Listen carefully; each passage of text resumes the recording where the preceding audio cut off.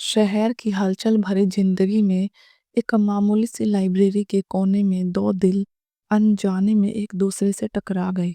अनीका, सपनों से भरी एक साधारण लड़की जिसने अपने छोटे से शहर से निकलकर बड़े शहर में पढ़ाई करने का सपना देखा था।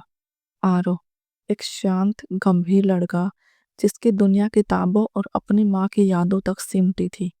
पहली मुलाकात कोई फिल्मी नहीं थी, बस भीगी हुई किताबें, गिरी हुई फाइलें और दो अजनबी जो एक दूसरे की आंखों में कुछ अनजाना सा ढूंढते रह गए। सॉरी, कोई बात नहीं, इतना ही कहा गया था, पर दिलों ने बहुत कुछ सुन लिया था। दोस्ती का नर्म एहसास। दिन गुजरते गए, लाइब्रेरी में मुलाकातें बढ़ने लगी। कभी किताबों पर बहस, कभी कॉफी पर लंबी बातें, कभी छोटी छोटी हंसी मजाक। अनीका को आरव की शरारत भानी लगी थी। आरव को अनीका की मुस्कान में अपना खोया हुआ सुकून मिलता था।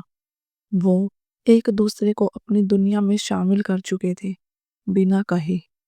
अनीका उसे अपने टूटे सपनों के बारे में बताती, आरव अपनी माँ के गुजरने के बाद आई तन्हाई के बारे में। हर मुलाकात के बाद दोनों के बीच एक अनकहा रिश्ता गहरा होता जा रहा था, छुपा हुआ प्यार। फिर भी दोनों ने कभी खुलकर एक दूसरे से अपने जज्बात नहीं कहे। शायद डर था, अगर इजहार किया तो दोस्ती भी खो सकती थी, अगर ने किया तो दिल हमेशा अधूरा रहेगा।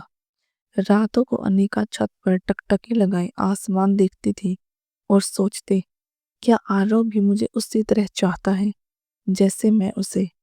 आरव भी अपने डायरी में अनीका के बारे में लिखता, काश कभी ये लड़की मेरी जिंदगी का हिस्सा बन जाए।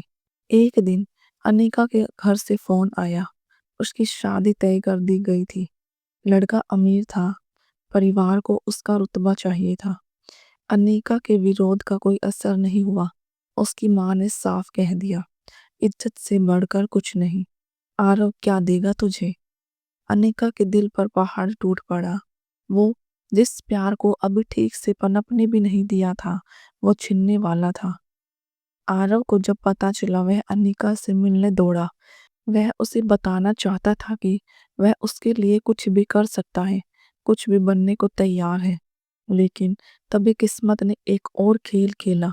अनीका के घर वालों ने आरव के खिलाफ झूठी अफवाहें फैलाई कि वह बेरोजगार है, उसकी कोई औकात नहीं, वह सिर्फ टाइम पास कर रहा है।